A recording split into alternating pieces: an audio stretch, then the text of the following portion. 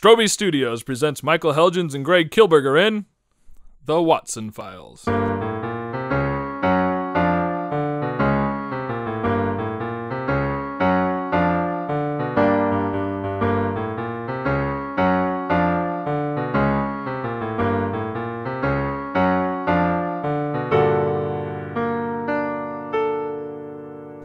Coming to you from the illustrious Strobe Studios in the heart of America, this is Scott Strosahl.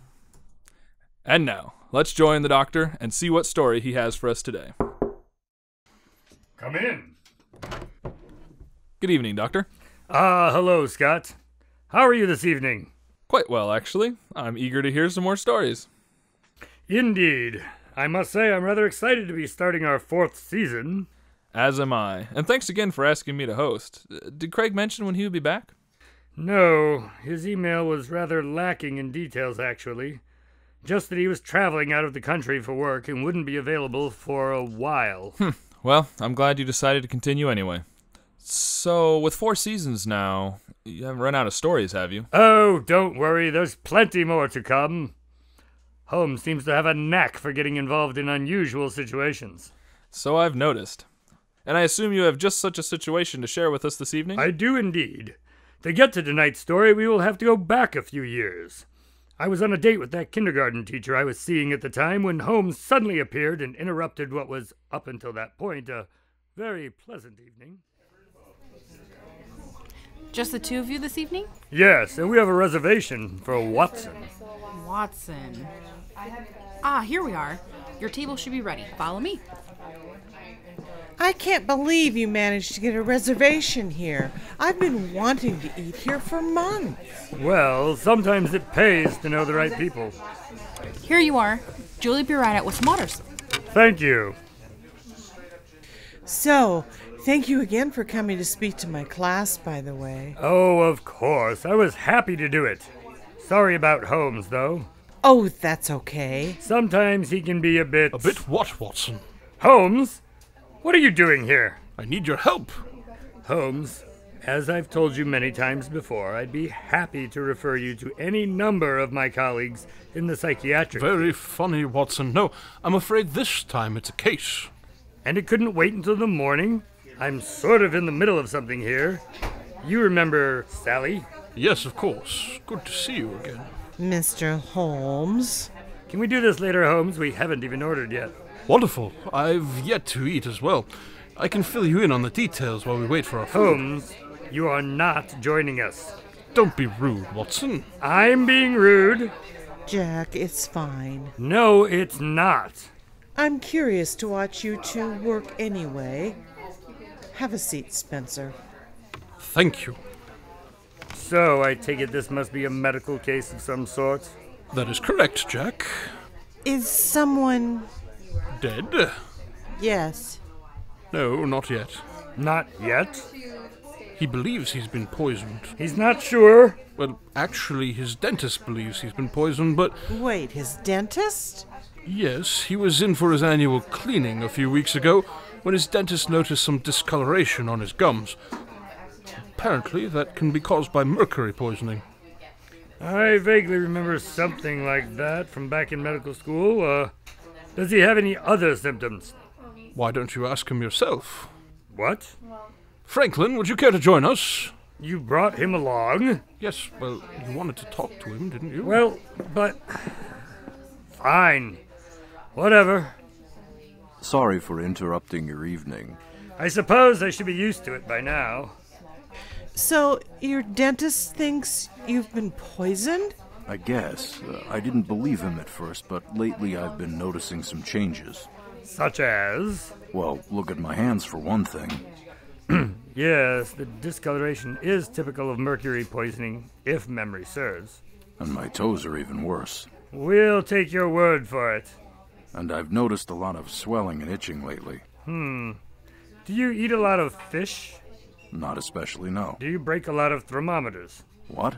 What about panning for gold? Do you do much of that? Do you hang around volcanoes? He's the one who's been poisoned, Watson. Why are you acting like the Mad Hatter? Ah, yes, that's right. Have you made any felt hats recently? No. Well, I'm running out of possibilities here. I mean, if you do indeed have mercury poisoning, it's got to be coming from somewhere. Is there anyone you can think of who might hold a grudge against you? I don't know. Holmes, not everything is criminal, you know. It's far more likely that he's just had incidental contact with it. Right. When he took a break to eat some fish while he was panning for gold in a volcano with the broken thermometer. Oh, and wearing a felt hat, of course. That sounds much more likely. All right, Holmes, fine. You think there is something nefarious here?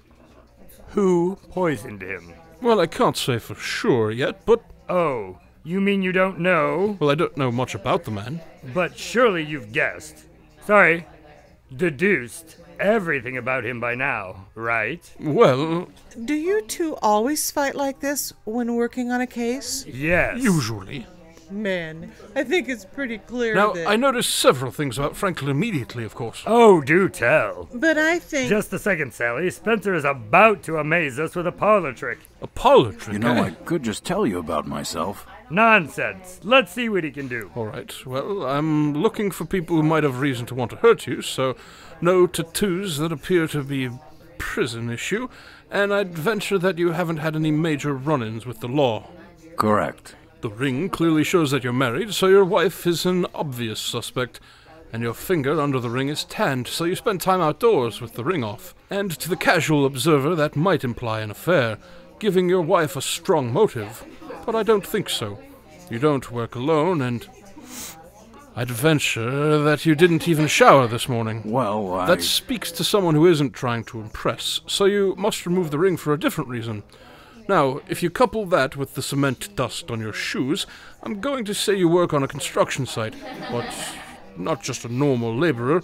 You'd be in better shape if you were, so you must be some sort of supervisor who mostly just watches other people work. Excuse me? Just bear with me for a few minutes. I'm afraid this process has the tendency to offend, but it will lead us to answers.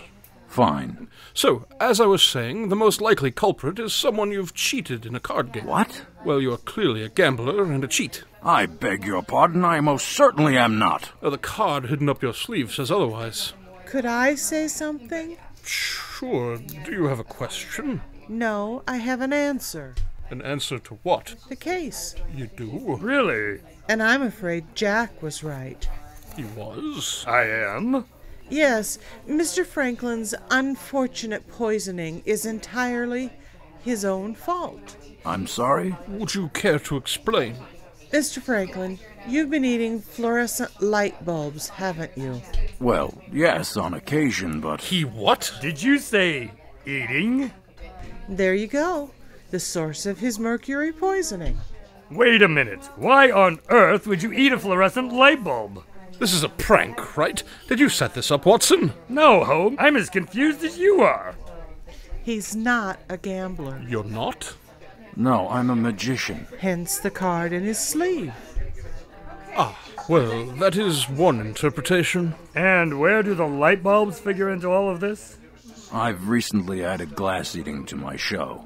But you're not supposed to use fluorescent bulbs for that. Clearly, he didn't know that.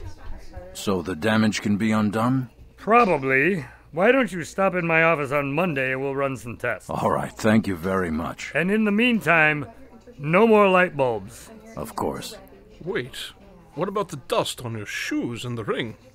Oh, you were right about that part. Magic is more of a hobby. See, Holmes, not everything involves illegal activities.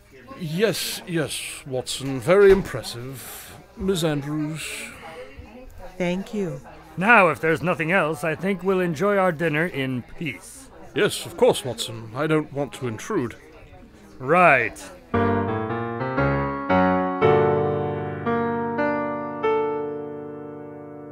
So, how is it that Sally was able to figure out what was going on? Well- No, wait, let me guess. She probably has a relative who's a magician and does glass eating. Her father, maybe? Brother, actually.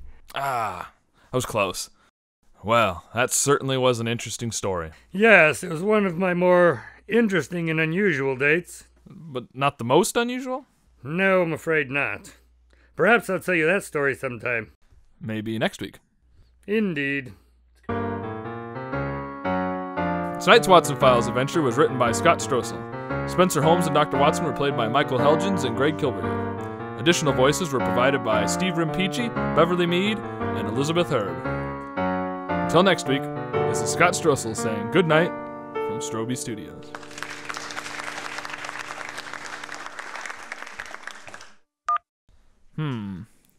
Had to you give can do myself better than somewhere. Yes, you can do a better. It's your first one. I know, It's like your I know. virgin Bust it out. Well, I'm glad you've decided to continue anyway. I like it. Short, sweet. Can we do this later, Holmes? Wonderful. Oops, sorry. Can you let me finish, Holmes? We haven't even ordered yet.